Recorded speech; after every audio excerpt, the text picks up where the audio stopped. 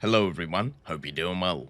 Gaijin released a little kind of community post going over the stuff which is going to be coming out in the next major updates. Now obviously there was a little bit of a controversy caused by leaks when it came to the Japanese tech tree and the TIE vehicles being added. Gaijin confirmed that there's going to be the Commando Stingray, which is also going to come in for America, the M60A3 TTS, the M163, and also one that they're plotting, which is of course the R-plot. They also denied the fact that the VT4 was going to be coming to the TIE subtree of Japan as a premium, which was something else that was leaked, and this obviously caused a lot of anger for people, not because it was denied, but the fact that a lot of people took it as gospel that the leak was correct, even though it was completely wrong. So, unfortunately, that meant that there was a lot of aggression, and we had to look at that first, instead of looking at the really cool stuff, which is what our nation's going to get, and the kind of hints that Gaijin have given in the post. So what we're going to do in this video is we're going to have a look at the hints, and then kind of come up with some ideas of what we're going to see, not just in the next major updates, but also in some of the events that are coming too. As always, if you enjoy the content, make sure to subscribe and also like the video. Let's get started. So I thought we would start off with kind of a clarification from Gaijin about what's coming this update in terms of SAM systems. You may remember in the last update they added a bunch of them to different nations, and that was really cool. They also said in the last update that in future updates every other nation will get access to a new SAM vehicle too. And it seems like this update is going to be that update, so they've already kind of sorted it out. So Britain, USSR, Italy, and also France are all going to be getting new SAM vehicles. This means that every single nation in the game over the last two updates, so the next one and then the last one, will have a new SAM system. We already talked about some of the ideas that this could be, so the book is probably going to come in for Russia, a specific variant of it, probably a modern one to be able to go up against the IRIS. For Britain, it's probably going to be the Sky Sabre, which is the, once again, closest vehicle that we have compared to the vehicles that are already there. And then also when it comes to France and Italy, they have kind of a joint project going on, which is the SAMPT. Which is very similar to, once again, the IRIS. It uses some pretty crazy ship missiles, which go extremely long range. So, depending on which variant they pick on that, they could actually have some pretty crazy missiles. One of the vehicles that I do want to talk about, though, because technically we've talked about all of those previously in all other videos, is one for Britain, which could also come in. One of the crazy things about Britain is sometimes they get left behind when it comes to certain mechanics, and this one would be hilarious if they actually did. There's also some kind of SHORAD systems as well.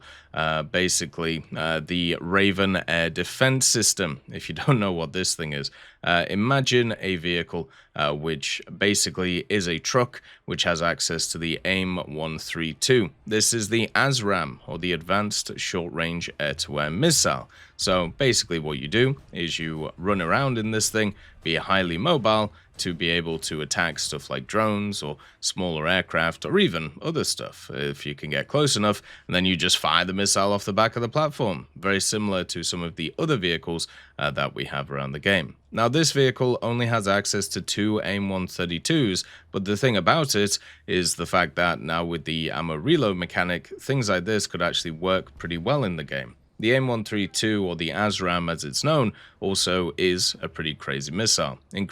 Incredibly advanced.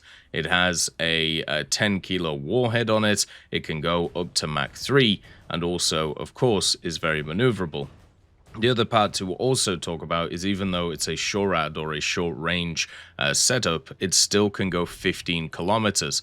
So even with that, it's a pretty good kind of hefty missile. So something like this could easily come in. Obviously, it would be better if the Sky Sabre turned up, but who knows when it comes to these things. Obviously, anything is possible.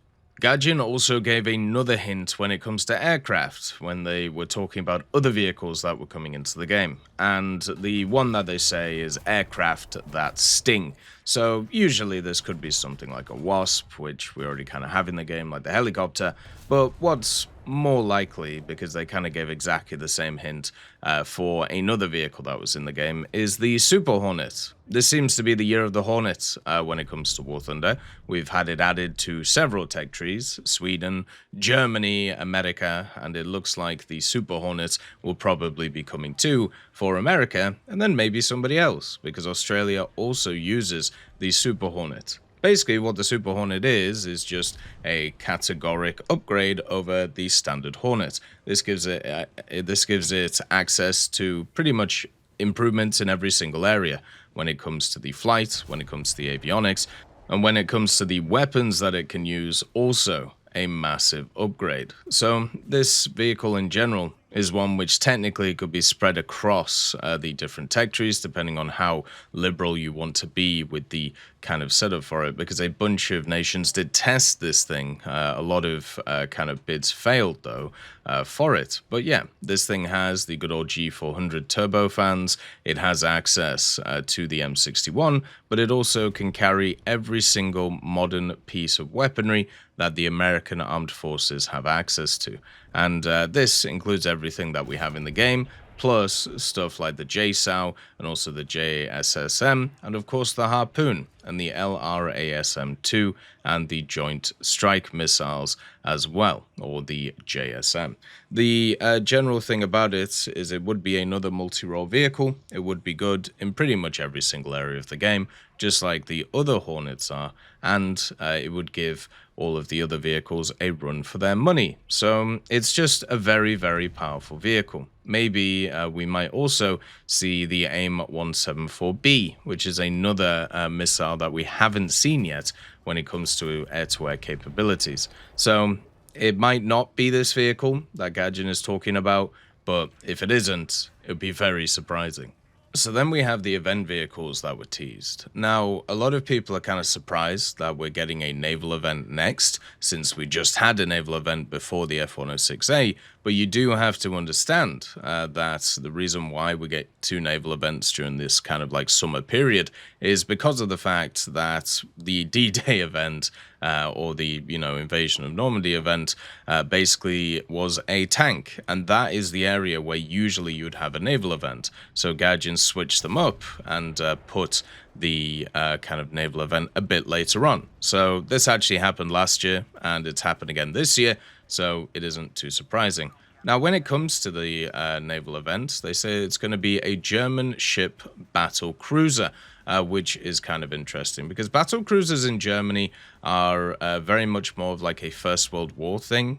So Germany, obviously, during the two wars, they had to adhere to the Treaty of Versailles, and then they also had to adhere to a bunch of the naval agreements that were made. So what is and isn't a kind of battle cruiser is an interesting kind of chat, and because different nations have different standards in terms of what kind of turns up, I usually see the kind of First World War battle cruisers that the Germans made as the battle cruisers, and then later on with the Kriegsmarine and the Second World War, as I said, depending on who you chat to, the term battle cruiser gets kind of washed across a bunch of different vehicles. So in the First World War, there's some very, very obvious ones, which a lot of them we have in the game, actually. So the Ersatz York, for example, this one was basically cancelled before it got into it. We have the Von der Tann, of course, the Der Flinger, which, is around the place. And the basic thing is, I feel like we actually have access to all of the types of battle cruiser that the Germans had in the First World War, apart from the Moltke class.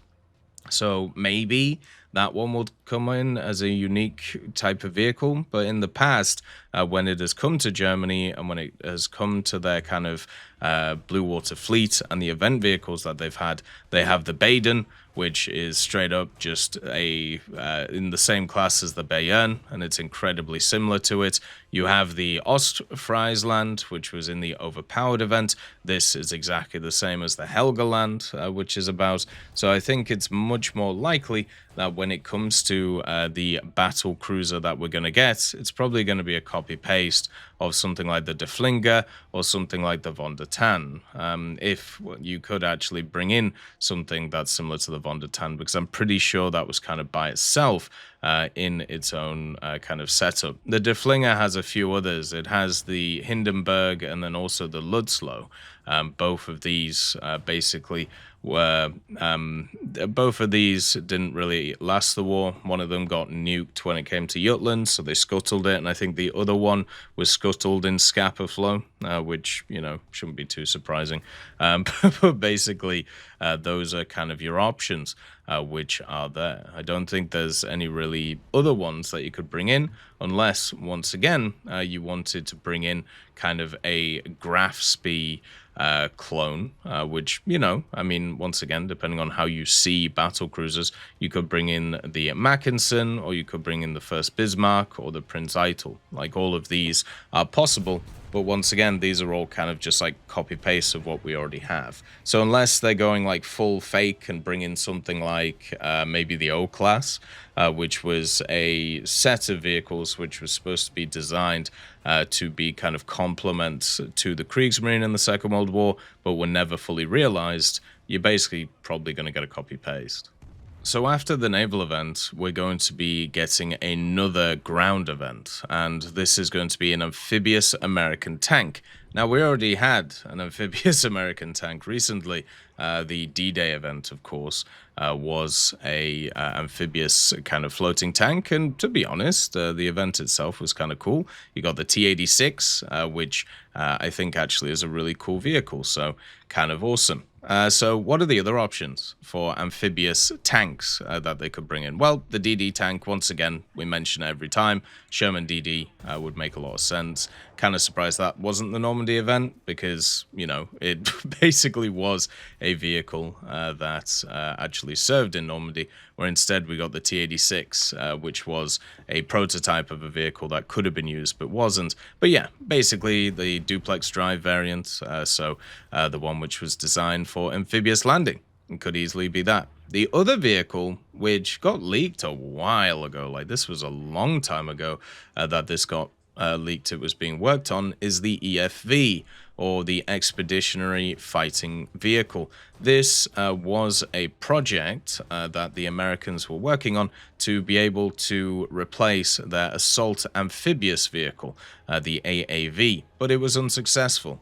Basically, it just ran into too many issues and didn't really kind of go anywhere. But the Expeditionary Fighting Vehicle would actually be really cool in War Thunder, because it's a type of vehicle that has access to a lot of mobility, which a lot of amphibious vehicles don't have, and also has some pretty fun weaponry. This vehicle has the Bushmaster, has the Mark 44, 30mm, so depending on what ammunition they give it, it could be a variable different set of BRs. But the really cool thing about this is it actually uses the MTU Friedrichshafen MT883 K524 90-degree V12 diesel engine. This thing in water gives it 2,702 horsepower and also 850 horsepower when it's on land. This means that it has a power to weight of about 35 horsepower per ton, so it can fly about the place.